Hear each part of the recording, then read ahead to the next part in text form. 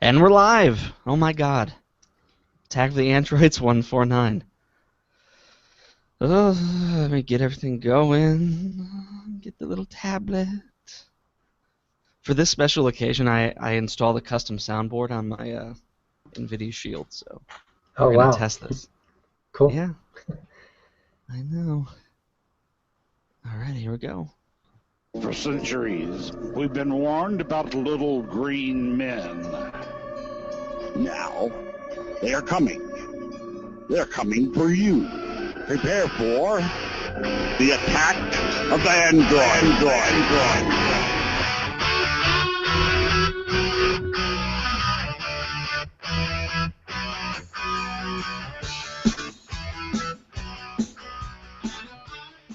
Okay, we are live. It is Thursday, February 26, 2015, and this is Attack of the Androids, episode number 149.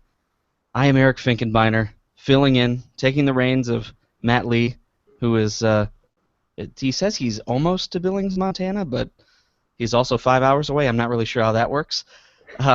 Joining me, though, tonight is Nick Carroll. What's up, Nick? Hey, not much. Glad to be back. Glad to also know how you pronounce your name. Matt keeps butchering it each time. I know, it's like an inside joke that's not that funny. That's been going on ever since we started the show. Isn't that fun? It's not Beaner. Got it. It is not Beaner. He's just an a-hole. Cool. So, I don't know. Let's kick it off. Nick, you have a lot of those Kindle things. Did you hear last week's show about the Kindle Fire HDX bootloader becoming unlocked? Yeah, I was wondering when that would occur. I did hear it about that time as well. Also did watch the podcast, and I was a little surprised that finally happened because like I have like probably half a dozen or so of them, from the original Kindle Fire to various iterations and like a couple of the kid versions of the tablets, which my two girls have. So in fact, I think all four of my kids now have their own Kindle Fire, plus my wife, and then we have the original one down there actually. But yeah, I do have the HDX. No, I've not rooted it or anything like that.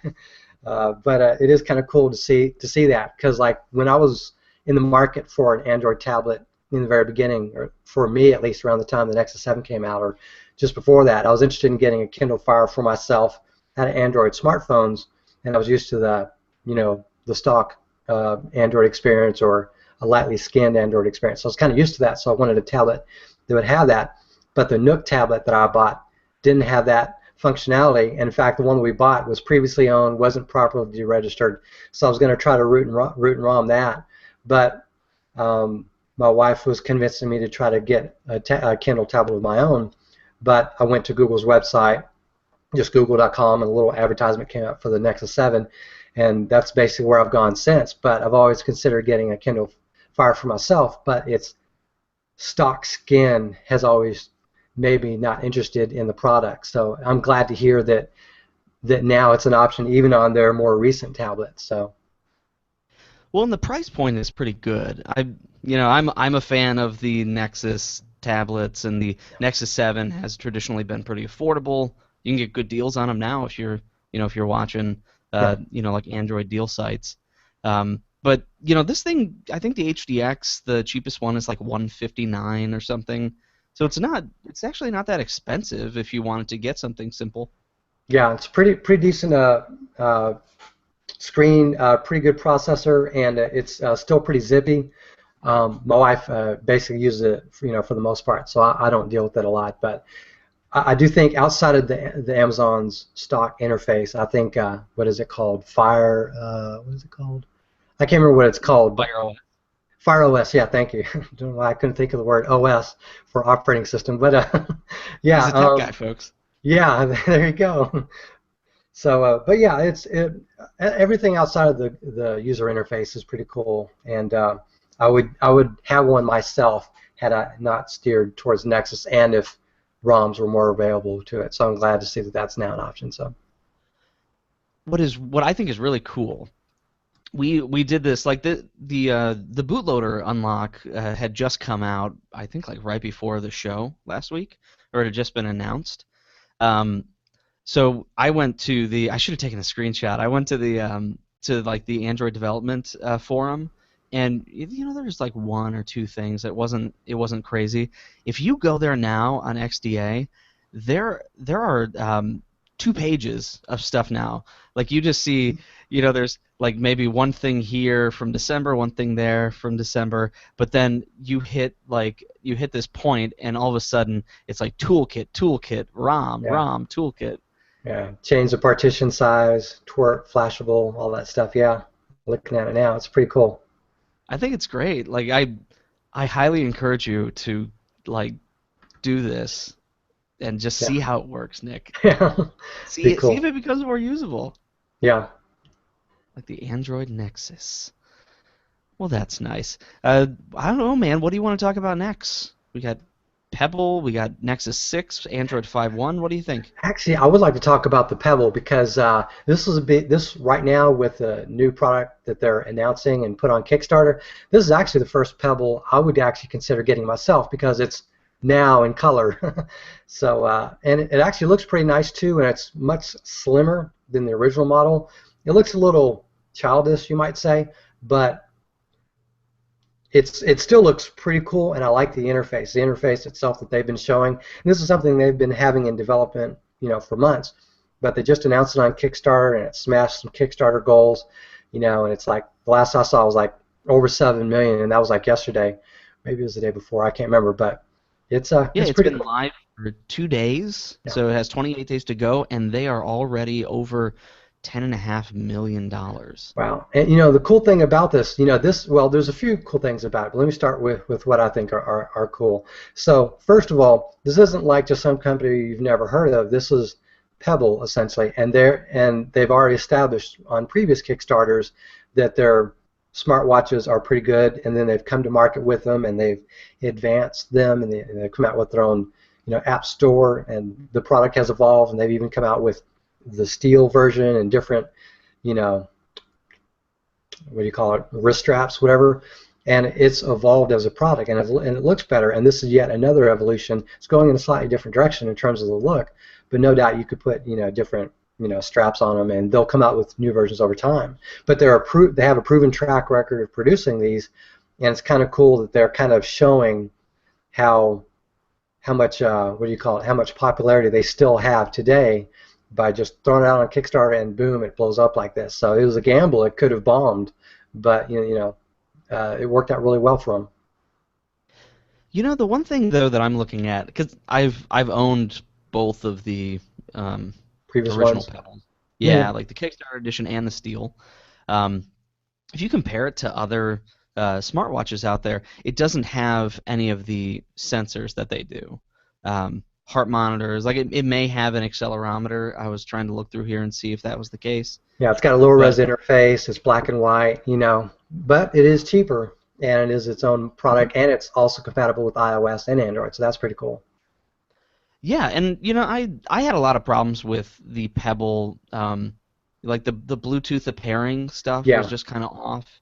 yeah. Um, I remember you I mentioned that on a recently, previous podcast. Yeah, yeah. I'm sorry, go well, on. I decided to charge it like a few days ago once they announced this and try to start using it again. Yeah. It's gotten better, Mhm. but I don't know. Like, and I look at this thing and the color screen's cool, but I don't think it's necessary. They still don't have the sensors, though they say in the Kickstarter that they have a sensor port. So like, Okay. I Interesting. guess you could build a sensor and put it into the wrist strap and then have it connect. I that's still questionable. I mean, I think that this is still this is still the smartwatch if you want it to be first and foremost a watch. Yeah, it says here 20% slimmer, which is not bad, 9.5 millimeters. That's pretty cool. And it retains its water resistance. That's good. And plus, if you buy now, not only is it, two of the other cool things was, A, it's cheaper. It's like $199 if you buy it, in the stores or when it's released. But it's cheaper if you buy it, on the Kickstarter edition. But also it gets labeled Kickstarter edition, which is pretty cool. So, Yeah, and it looks like the first 10,000 backers were able to get it at $159. nice. Uh, with a May delivery date. The next 30,000 got it for 179 with a May delivery date, and they're creeping. They're almost to 50,000 people, so everybody else can still get their Pebble, but it's going to be $179, and it won't be delivered until June. Okay, well that's pretty cool though. I'd probably Yeah. rather wait for that, just to like, you don't get the Generation 1 version of, well, I guess the Generation 3 product, or Generation. It's like, that very first, wave of products that come out, like the Nexus 7, for example. I waited a month to get the Nexus 7 because there were reports that, the very first month edition of the Nexus 7 had some issues. So I waited a month, and I got a rock solid one. So it may be a kind of a nice bit to get the ones that come out in the second wave. So that's cool. Yeah, that first production run can be problematic, maybe. Yeah, and one thing I'll talk about here, it says here the Pebble Time also brings in a complete overhaul of the original Pebble UI. This is from androidandme.com.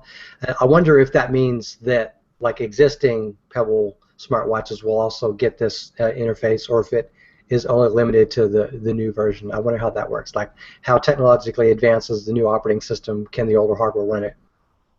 It seems I looked in the Kickstarter, and it says Timeline will work on Pebble and Pebble Steel. So I'm thinking that at least some of the functionality is going to come to the original Okay, Pebbles. cool. And I No, do they don't like have. the look of it. I'm sorry, go and say that last thing again. Oh, they don't have a timeline on it though. Oh, got it. Okay. Well, we'll say I do like the animations and just the overall look of it. And apparently, you can swipe down or up.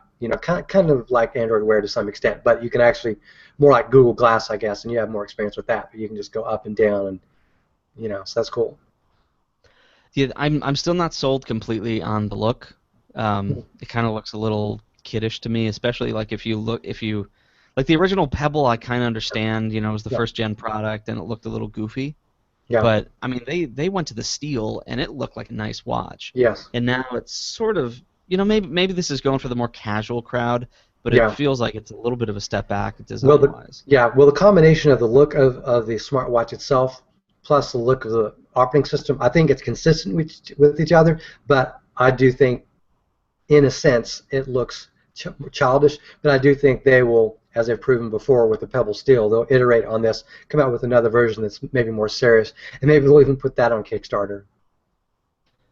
Okay, so you're backing it or you're not backing it? I'm putting you on the spot. I may very well get one, but I'm not sure if I'll get a Kickstarter edition. But the only reason I'm saying that is I may still get an Android Wear variant at some point. Like, I'm not going to get the Moto 360, but if there's a follow-up to that, which there likely will be, I would get that. But I don't know. The thing is, a lot of these Android products have like a year life cycle. You buy the HTC One, the Galaxy S, whatever, or even in other markets, the Apple iPhone this, iPhone that. Generally has a 1-year release cycle, so I'm kind of waiting to see what Android Wear has to bring with their second generation of smartwatches. But this is a far more attractive look and a design as well as functionality for the Pebble, in my eyes, that makes me now actually interested in getting one. I've never been interested in getting the original Pebble or the Pebble Steel personally because I didn't like the look and the way it operated, the way I've seen in videos. But this new one, I think it looks much better. I think that it's more fresh and vibrant, and that's appealing to me. So. Yeah, and you would know. I mean, you're the one that has kids, the young people. Yes. Lots of The influence. kids. Yeah, they're disco balls and their bell bottoms and their 8-track, fancy stuff like that. It's very scary. Yes. So I guess maybe we'll stick with the watch thing for a couple more stories. The Moto 360 supposedly getting Moto Maker customization in March. Interesting. Okay. Yeah, I'm down I'm for not that. quite sure what you would customize outside of like the color Or and the why you would need to wristband. put that in Moto Maker. Yeah, I mean, you can kind of, customize the wristband already, but, the actual, I wonder if there'd be like a plate around it. I mean, I'm not sure you want to make it any more bulky than it is. It's not too bulky, but let's be honest, almost all the Android Wear devices, watches, you should say, yeah, the watches in Android Wear are all relatively bulky, and they look fine if you're like a man or you're like a geek, that kind of deal, but not too many women are going to wear these because they don't look like that. And I think that's something that like the Pebble the new watch has. It has like a look that could be, some women, some girls might wear it, but the Moto 360 is not something I think that most women would put on their wrist. So maybe if they have an option for, one that's maybe a smaller, I guess that'd be more of a design change as a whole. But if there's another way of customizing it, I'm not sure what they would do outside of just the steel, silver or black. Well, here we go. I found a, I don't know, is this screen share coming through, Nick? Let me check. Oh yeah, that looks good.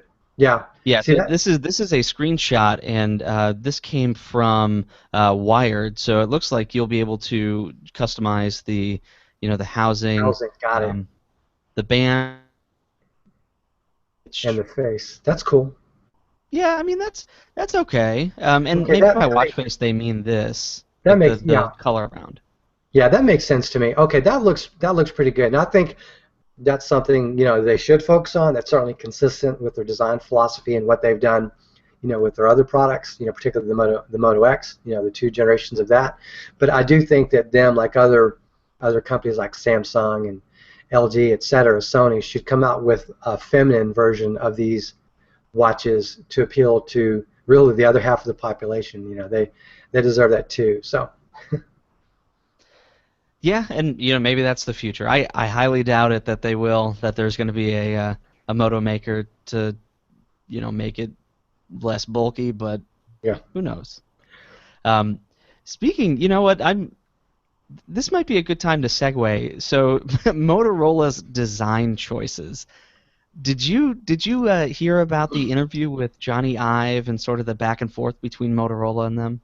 Yeah, I heard a comrade, Johnny Ives, little, I wouldn't say tirade, but his opinion that, that you shouldn't really be, as a designer, you shouldn't allow your customers or audience to customize the experience, that you create. So it's kind of their argument for not allowing customization of, their Apple products, but and I guess to some extent a dig on Motorola, which Apple and Motorola historically, particularly in the last decade or more, haven't got along very well. But it's kind of a weird opinion to have as a designer, in my opinion, because if you're a designer, I think most designers would respect the ability to adapt design based on customer preference. It's not like the Apple iPhone only comes in black; it comes in different colors. And same thing with the iPhone 5S that they came out with all these different colors, letting the customers choose, which type of phone or device to get. So I don't know. And this is what that's what I don't understand. So most of the motor maker customization, especially if you talk to Matt, would be around color. Yeah. But if you look, you have the the iPhone, like the 5C, even with the watch, like they're talking about having a gold version of the watch. Yeah. So I don't see anything wrong with that, but yeah. to quote Johnny Ives, directly, so this is from an interview he gave with the New Yorker. He specifically asked to not name the company he was referring to, but he said so this company, the mystery company, their value proposition was make it whatever you want. You can choose whatever color you want, and I believe that is advocating your responsibility as a designer. Yeah, and that's the part that I didn't understand, because he honed in specifically on you can choose whatever color you want, which is exactly what they do with the 5C. Yeah, the 5C, you can not only choose the color of the phone itself, but you can get different cases, and you can actually mix and match cases, even though the cases look pretty bad in my opinion. But that's something that they can do. You can buy different versions of the iPhone, not just in device specifications, like the amount of storage or whatever, but you can buy it in gold or, silver or black, space gray or whatever, So I mean, it's not like they haven't been doing that, Yeah, very odd. Sorry, it looks like there might be a problem with my video, so maybe you get to look at a Moto 360. Moto 360. Yeah, we seem to have a lot of these technical problems thanks to Hangouts, really, unfortunately. So yeah, I'll be submitting a bug report. Don't you worry. Can you turn the camera off and on, or is it? And will that fix it, or what? I mean, obviously you can't leave the session, but Live troubleshooting. We're gonna do that. So here There we you go. go. Camera Well, I on. see the Android blue. Now I Oh my see you. bad. There we go. Hey, look at Yep. that. See, now I feel bad that I made fun of Nick's technical abilities earlier in the show. He's done it. Yep. He I do needs to some have a job at computerizing. Google. Yeah, that's right. I do some computerizing and PCing and stuff like that. Well, then I think you deserve a nicer watch, and that watch is the LG Watch Ur Urba Urban Urbane is how it's Urbane. pronounced. Are you sure? Everyone I've been listening to has said it, but then again, I've heard everyone call John Ledger John Legier and John all sorts of things, but his name is actually John Ledger. So I've heard the masses be wrong before, but everyone I've heard has called it Urbane. Okay. Well, the official. I'm gonna put my stake in the ground. The official pronunciation of the Attack of the Androids podcast is going to be Urbane Urbane. because Urbane because we're classier than that. That's right. So the Urbane watch, which we talked about last week, has it's LG's sort of like very pretty professional. It's their Pebble steel Yeah. coming in gold and silver.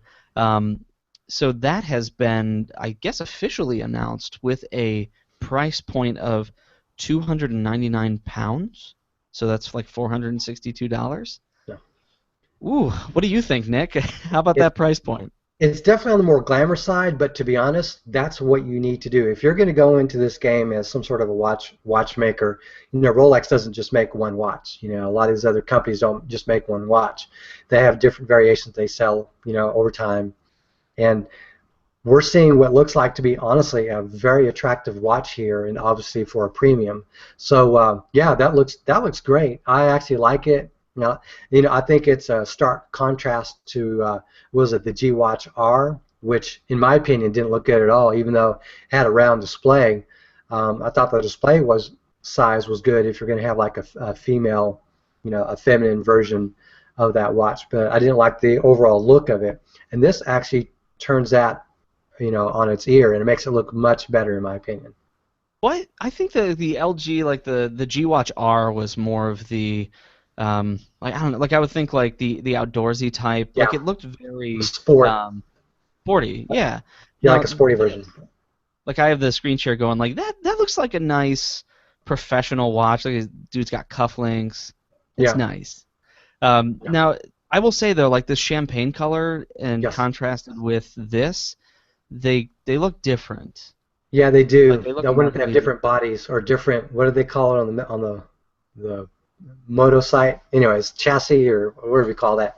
Housing. Yeah, definitely the housing looks different. I'm not sure why, but Yeah.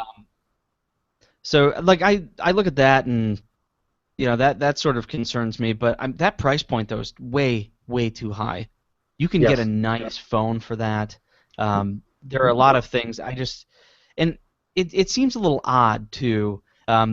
So there's an Android and Me article which we're gonna have in the show notes, which is discussing the fact that the Urbane is not going to have it's not going to have Android Wear. It's going to be a custom OS that is compatible with Android Wear. and it's also compatible with iOS. That's, if I remember correctly, that's one of the things about it, which struck me. Or maybe, actually, what? I'm not sure if that's correct. HTC is supposedly developing a watch, which I believe is compatible with both. So, or I can't remember. What I have heard rumors of someone like HTC or LG or maybe, you know, yeah, doing that. But that's appealing to me as well if it's something that's more cross-platform. Although personally, I'm more into Android Wear because that's kind of what I'm into. But one thing I wanted to bring up is regarding the price here. Keep in mind, Apple is going to come out with different versions of their watch as well. They're going to have a sport version. They're going to have more glamorous versions as well. Ironically. So, I do see the market for more expensive smartwatches. Not just from LG, but from Apple and obviously others. With real watches like from Rolex, etc. Yeah, I guess it's a fair point.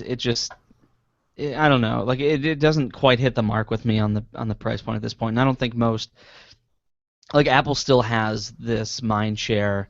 It feels like amongst the elites that it still has this mind share. So how many rich successful people are going to opt for the LG Watch over the Apple Watch. Yeah, the main thing these companies need to do is just keep marketing their product and get them out there. Come out with these agreements like Amazon and Walmart and Best Buy and Fry's, electronic stores, both retailers and e-tailers, and try to get it to where their products are out there and maybe have specials, over time, and just keep working on that, because the big Achilles heel for the Apple Watch when it comes out is going to be that user interface, that bubbly, kind of silly looking user UI that they're going to force down people's throats, and they're going to make people like it or whatever. So this product may succeed or may not, but that's the Apple Watch's biggest weakness is the UI. It looks nice. I like the look of the device,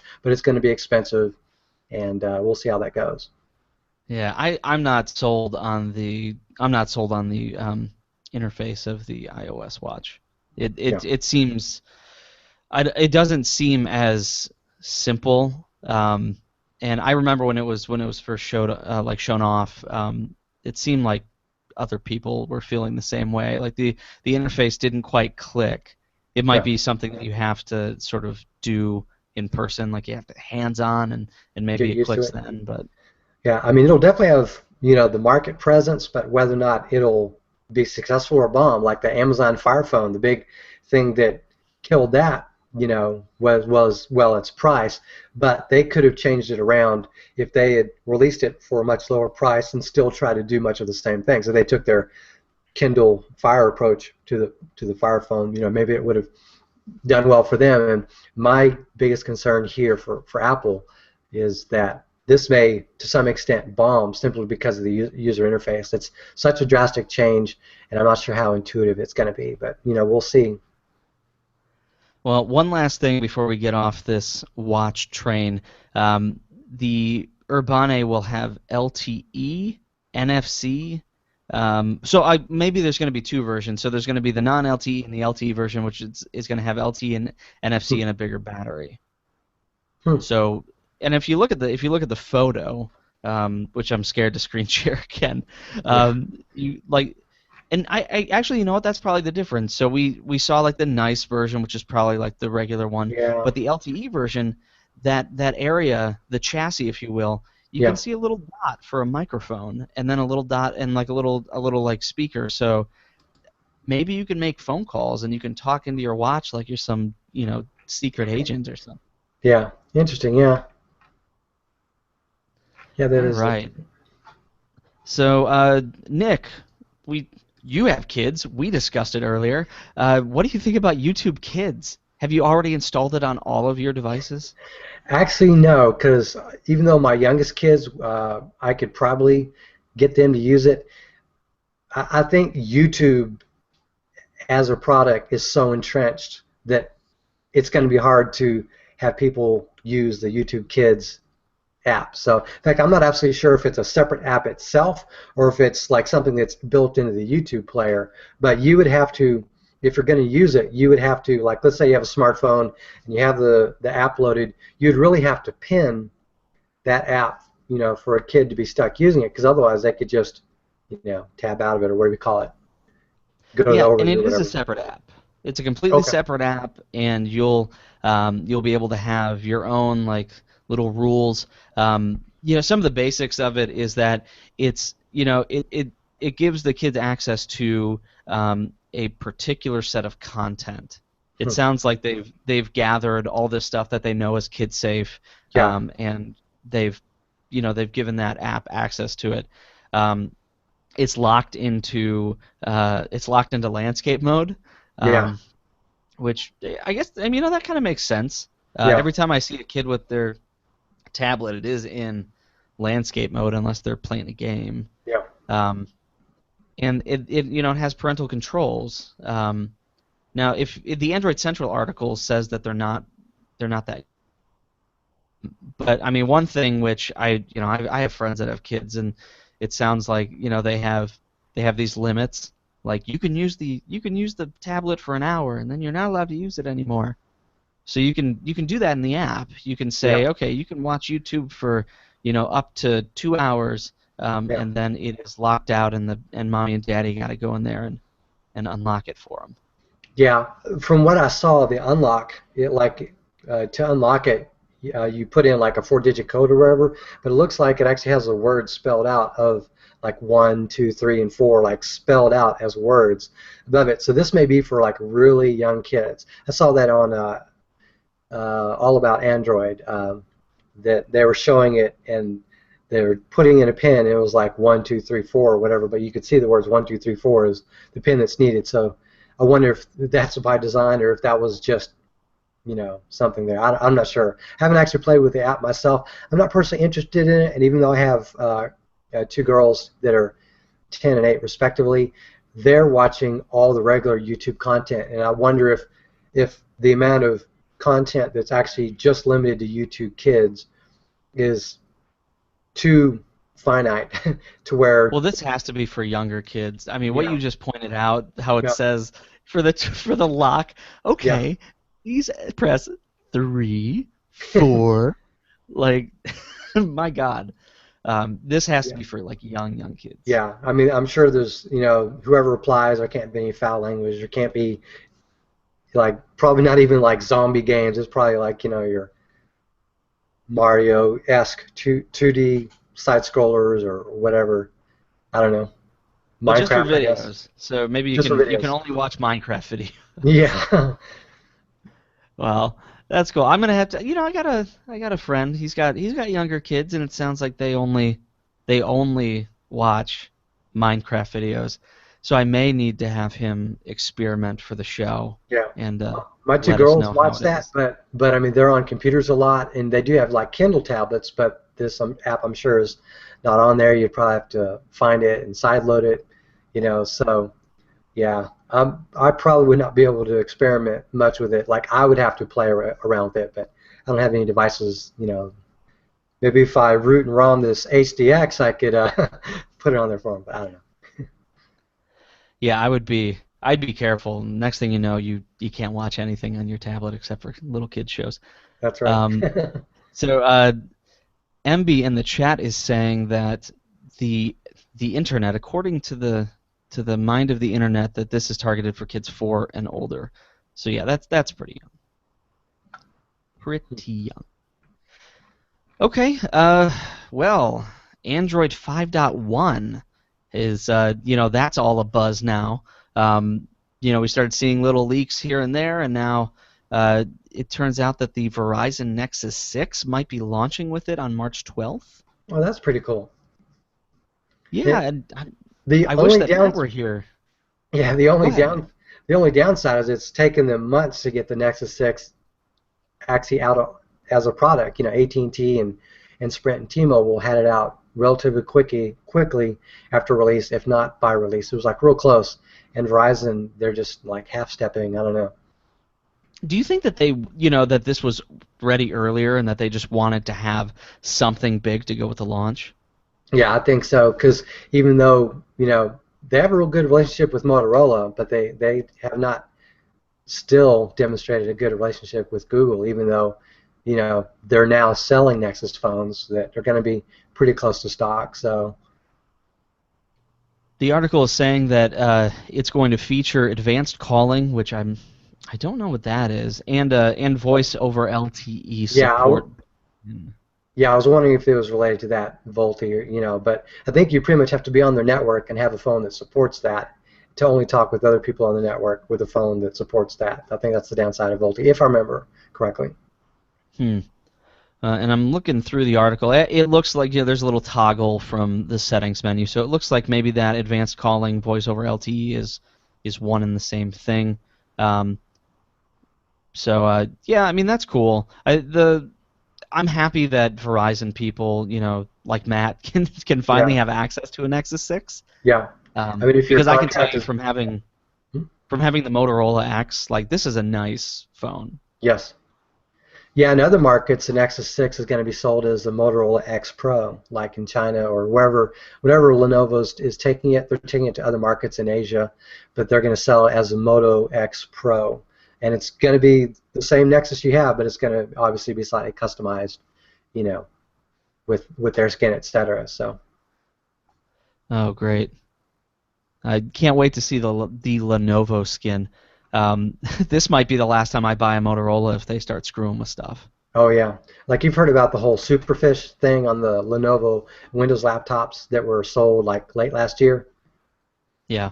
Yeah, that's pretty bad. I mean, I've always considered getting like a Lenovo Chromebook, for example. They have some like that, and clearly they probably wouldn't put something like that on there. But it was like this kind of error or lapse in judgment, which could allow this kind of application to be approved and steamrolled into however many hundreds of thousands of laptops. Or, that's kind of crazy. But Well, how about that, Nick? So, real quick, like maybe like the 30-second summary. What is the Superfish thing, and explain why you would be concerned of something like this leaking into the Motorola hardware. Okay, so typically in the Windows world, you deal with, you can buy your notebook or PC or whatever, and it'll have like a little bit of bloatware on it if you buy it from HP or Lenovo or whatever, but you typically don't expect malware on this brand new notebook. You tend to deal with that, downloading it from an online store or from a website or whatever, and so that's generally where you deal with that. Well, in this case, Lenovo pre-installed something called Superfish, some adware, maybe even spyware. I don't remember all the technical details about it, but it's pre-installed on these notebooks to where, like, if you're browsing and you get like a helper app that points you to like, if you're going to hover over a link, you'll get like a hyperlink, and you can buy this product and all this kind of stuff. And it's malware effectively, and it comes pre-installed, and you couldn't just remove it easily. You had to know about it and then find it. And I think there's even a removal tool. But anyways, that's basically the 1-minute summary of it. Okay. So taking a lot of these things that we've seen in the past and just bringing them back to phones. Yeah. That's special. That's concerning. Bloatware is something you expect. Malware, not so much. Not out of the box. So. Yeah. So in the chat room, it looks like advanced calling, just to go back to that real quick, is the ability to talk on the phone and be on the internet at the same time, which is something that, GSM folks are like, oh, yeah, we've been doing that for years. Yeah. But if you're on a CDMA phone, that's not something you could do. Yeah, I was wondering, because I've not been in that experience. I've always dealt with AT&T and T-Mobile in the past. But I was always wondering if the voice was carried over like the GSM or whatever, or the CDMA network, but the LTE part, like data, was just LTE only, and if that was segmented that way, you couldn't actually have the voice over the LTE part. So I don't know. Unfamiliar territory for me.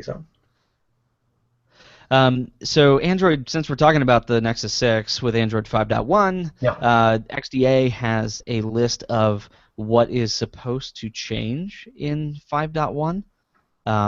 Looks like a changelog had leaked last year. This top one is the big one. Silent mode added after missing on Android 5.0. That's a godsend. I hate that the priority system, mutes everything, even alarms. So, like for me, I always have to consciously make sure that when I set it to none, that it's over before my alarm goes off in the morning. So that's the biggest improvement I see here at the top.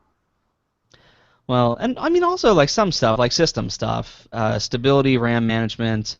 They say improved battery management, which is always good.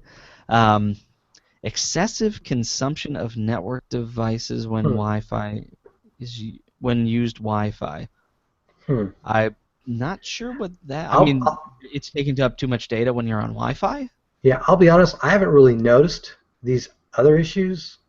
I'm still going down the list, but yeah, I have a Nexus 5 and it's still relatively high end, but it's been working great for me. And the only thing that I've had has been that user experience issue. But that's interesting. Well, I will say this: I have had it reboot like 2 or 3 times since I've had it, but I've had it for a few months, so that's about it.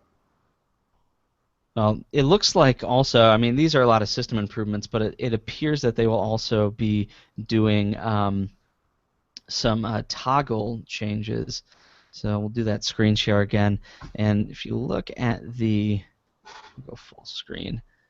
So Wi-Fi toggle, let me mute that. So check that out. We got the regular toggle. Wow. Okay, so you can. That's cool. So you don't have to do like the hold down and all that stuff, or whatever it is. Yeah, like actually leave the menu. Yeah. which is nice because it does sort of mess up the experience, especially if you're working on something. And it's like I just want to switch, I just want to go to Wi-Fi, and all of a sudden it takes you out of the app. That can be a little jarring, certainly.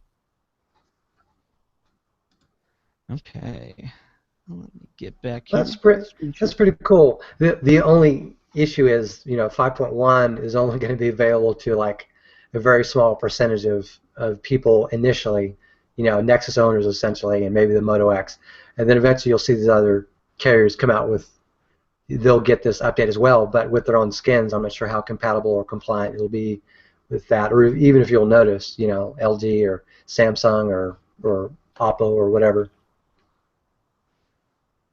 But at least all Yeah, the well, other, I was going to say, at least all the other system-related features will be good, for stability, etc. well, I kind of hope that they're like targeting this platform.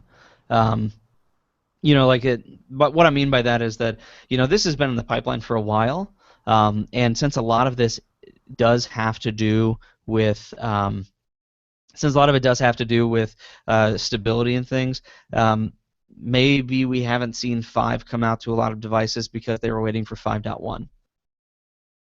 But that's just my hope. It Yeah, may not be true. I would just hope that with all the stability stuff that became the new target. yeah. Well, yeah. I mean, yeah, that's true. Stability, I would imagine, is probably an issue for a lot of people. It is, a 5.0 product. It's brand new iteration of something. That's often pretty common. Like just on a personal note, like whenever I buy cars, I pretty much buy used cars, but I never buy the first year model of any used car for that kind of reason.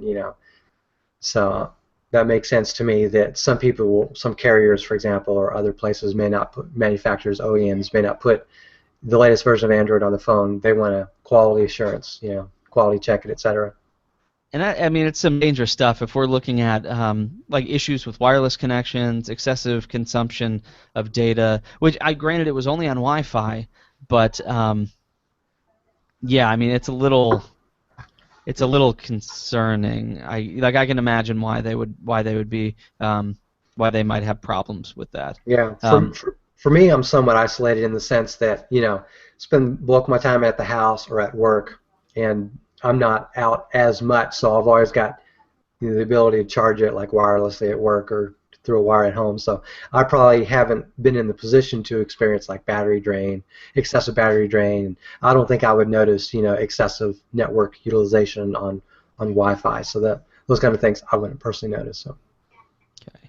I'm gonna real quick. I'm gonna switch back to the. I'm gonna switch back to the video. For some reason, it did not. It didn't come through for folks. So just real quick, if you're watching the video and you want to see sort of what we're talking about with the toggle, and I'll have this in the show notes as well. So you can see we go in there, and then oh my God, I can switch Wi-Fi without actually having to go to a separate menu. So pretty neat. All right. Geez, we're Yes. blowing through these stories. Yeah. Hey, real quick, I just want to, Yeah. before we go to the next story, you remember Quality Time, the app that Matt has been talking about over the last month that he's been using? Oh Finally yeah. got a chance to look at it, and it's actually pretty cool. Let me show, like, I doubt this will show. Let me see if I can lower the brightness. Well, anyways, let's see if it'll show on screen. Maybe not. Okay, the camera is automatically darkening the screen to see it. No, looks good. Looks good. Yeah, but this is pretty good, and it's pretty sweet. It's showing me how much I use it per day and what apps I use the most. You can kind of check that out, and I actually like it. I didn't think I would like it, but it shows me that I'm using Google Maps a lot. My VIP token at work for authentication purposes, check email, stuff like that. So it's actually pretty cool. Text messaging, setting alarms. So I'm actually liking that. So definitely a thank you, Matt, for talking about this, because this is a keeper. It actually lets me see how I'm using my phone in a better way than the stock battery tool does. So in Android. I'll have to check it out. I've been running it for excuse me, I've been running it for a few weeks. I've had it on my tablet for a little bit longer than that. I haven't really looked at the stats though. I've just been letting it collect and see. Yeah. Maybe next week I'll get my phone. We can compare stats. Yeah, I haven't found the weekly average or anything like that, but the daily average, I seem to be using about 1 to 2 hours a day. So interesting. Yeah, there were some days where it seemed like I was only unlocking my phone like I think one day it was only like 10 minutes, but then other days it's like you spent 2 hours on your phone. What are you doing with your life? That kind of deal, yeah. Yeah, Yeah, it really does. It really makes you question some of the decisions you've made. yeah. Well, I mean, I use it a lot when I'm driving. Like I'll have like a podcast or a video playing, or I'll have like the map up so I can kind of see, oh, I need to take a different route to work or to school or home or something like that. So it makes me realize those are the times when I actually use it a lot. It's not so much me playing video games or whatever. Yeah. No, for sure. Like most of the time it's just you open it up and you look at your email. Okay. How about this one? Folding at home. Do you remember this? Folding at home is now compatible with Lollipop and non-Xperia devices. The only downside about that is, well, and maybe the app has this functionality of maybe it'll only run when you're plugged in. I would hate to have it running while you're, out on on a hike or something like that, or long drive, and you don't have the ability to charge it, something like that. I don't know. Well, and I look at this folding at home's cool. If you guys don't know what it is, we used to see this like back in the day. We had I think SETI at home and then Yeah, folding at home, and what it's doing is it's using all of the computing power of various devices to do complex calculations.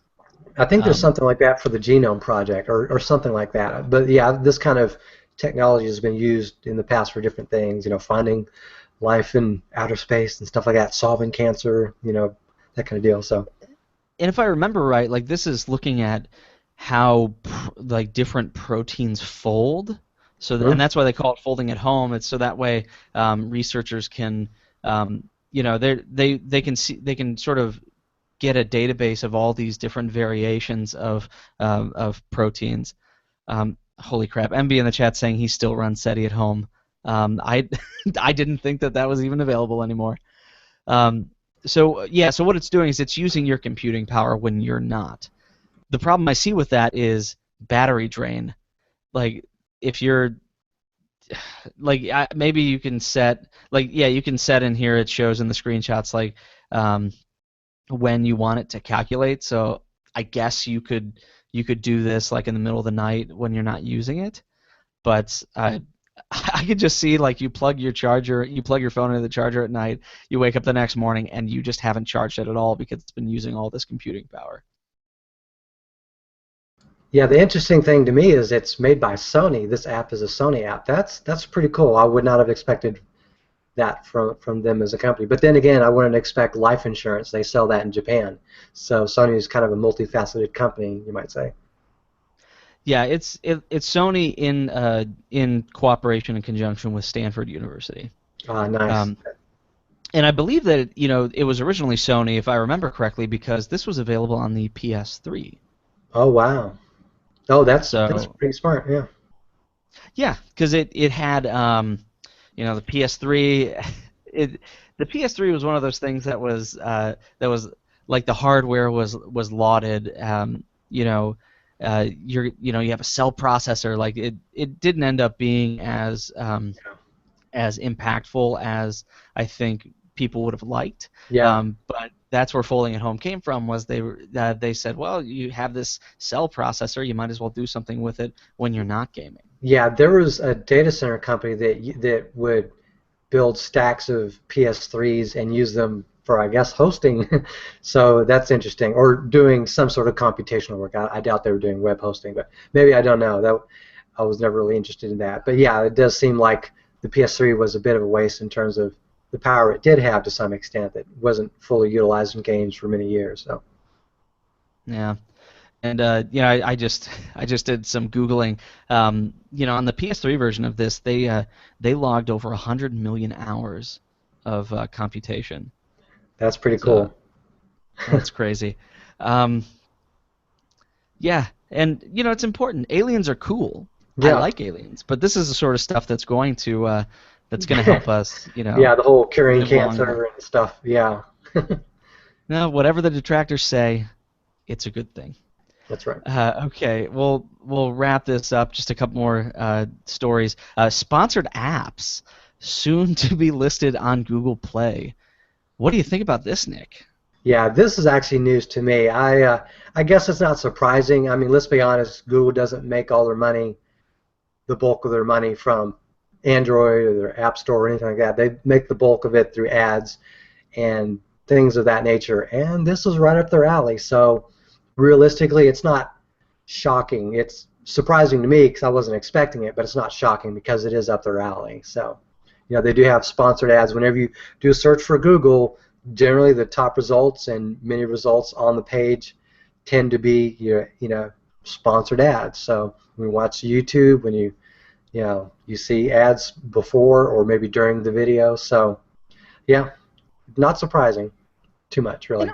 I don't really see it as being too intrusive. Like if you see here in the screen share, you did a search for travel and it just has a little travel and it says ad. It clearly says ad. Yeah. So the experience is very much like you said, it's like a Google search. And I think all of us know that that top spot in the search results says ad. It is an ad, but oftentimes it's what you're looking for. Like these companies have paid for an ad, and it is what you are trying to get at anyway. So I don't think it's necessarily a bad idea. Yeah, I'm trying to pull up Google. I'm going to search like cat. I want to see. I think it's also at the bottom too, or sometimes on the side. But let's see. I'm not pulling up ads so much here, or I'm not seeing it. Let me see ad.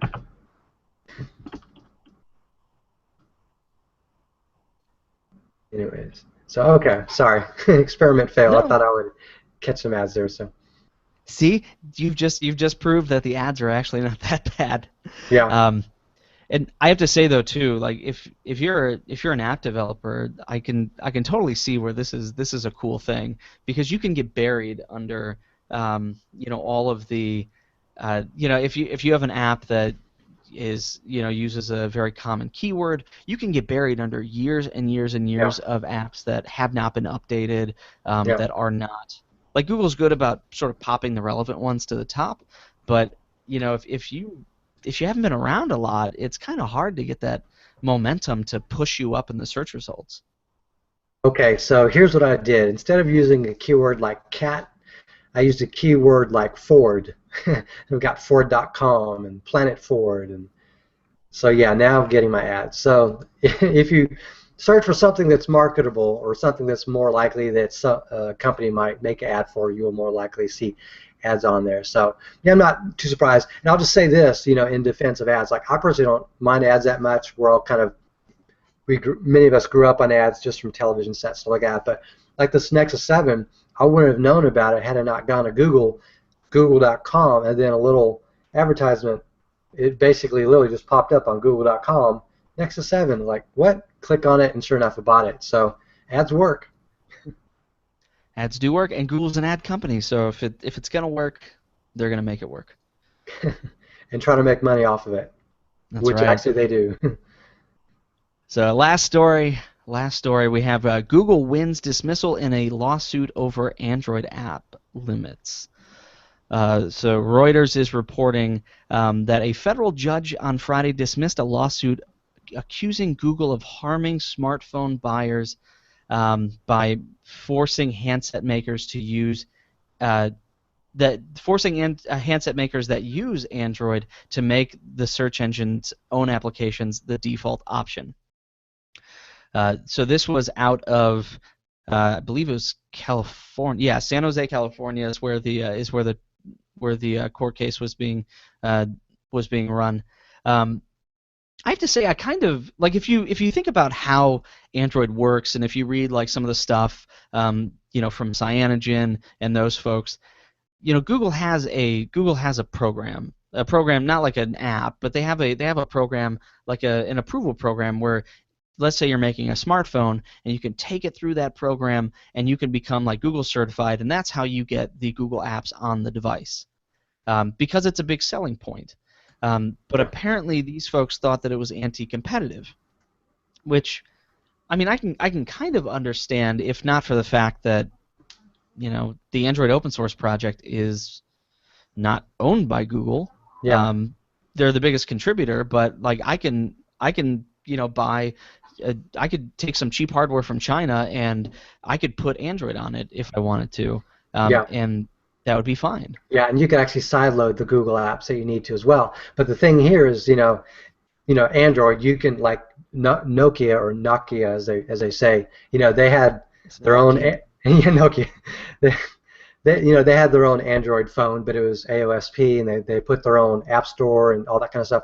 And that's completely viable. But what Google is doing is they're basically putting a premium on their services. If you want to sell your phone with all these Google services and features built in, and if you look at the operating system now, the operating system is a smaller and smaller portion of Android at this point. Android is in large part the Google Play services and all that kind of stuff now, that when you buy a phone, and to have it on your phone, you have to go through the certification process, and that's the way of the world. And it's kind of sad in that sense that, like you said, a lot of the stuff that's happening in Android is directly tied to Google Play services. So the AOSP is, the not the significance, but the like the robustness of the AOSP project. A little redundant. It's getting less and less, which is kind of sad. But in reality, I read this, and granted, I love Google and I like my Android stuff. I don't see this as anti-competitive because you do have the other options. You can look at Cyanogen, like you can put in the time to do something really awesome yourself. And the interesting thing is Google's actually providing that base OS of Android, the AOSP, that you can use as your baseline for your phone. So you don't even have to do that development work for your own operating system. You just have to do like Amazon has done. They've had their own fork of Android, and they have their own Fire OS, their own UI, and they've done well with that. So yeah. I mean, I think this is just, it's just people that get upset because the easier route is to go with the Google side of things. And I'm sure that they would love to, have all the benefits of Google apps, but then be able to make a side deal with Microsoft for a lot more money to get their search engine replaced. Now, okay, so MB in the chat is saying the obvious thing, and the thing that I thought that we had clarified, which is Microsoft said the same thing about Internet Explorer, which it is not a one-to-one comparison, because you cannot get rid of Internet Explorer. You don't have to have Chrome on AOSP. There's a browser. There's a browser. It's not owned by Google. If you do AOSP and you put it on your device, then you have that, like you said, Nick, you have that baseline. If you want to have all of the cool Google crap, then yeah, you have to go through certification, and it's their app. They can do what they want. The operating system is not theirs. They're a big contributor, and they're part of this consortium that sort of runs Android, but it's not the same thing. Now, the folks like the European Parliament is probably going to make comparisons to it, but let's be honest, they're just pissed off because they're not making the money. Yeah. It's a lot of these European companies that they get upset because they're not. I was totally. We already see where this is going. They're upset because they can't have that chunk of the market in Europe that it's going to an international, like an outside company. Yeah. Well, rant over, and I'm being told in the chat room that I've just been trolled. Thank you. Well done, chat room. Good job. Yes, thank you, chat room. You're great. All right, Nick. Let's get out of here. What do you got going on this week? YouTube stuff? Yeah, I just unboxed a Motorola wireless headset. Let me show it real quick. And I've been using it all week. I've got an unboxing that I'm going to publish tonight on my channel. It's youtube.com/user/Ultron2K. I'm right around 200 users. My goal is to get 500 so I can change it from Ultron2K, which is just a random username I chose a million years ago back when YouTube was new when I signed up in 2006. So yeah, great thinking there. So anyways, that's on my channel. I've also got a review of my camcorder coming along. I won't show it on screen. It's just out of arm's reach, whatever. So I've got stuff going on. I'm just a little technology channel. I unbox things, occasionally come out with reviews, and generally a variety of tech-related topics on that channel. So that's all I got going on. Very cool. And, you know, just because we're nice, I'll give Matt a plug. Matt's doing lots of other fun stuff throughout the week over at breakingmodern.com.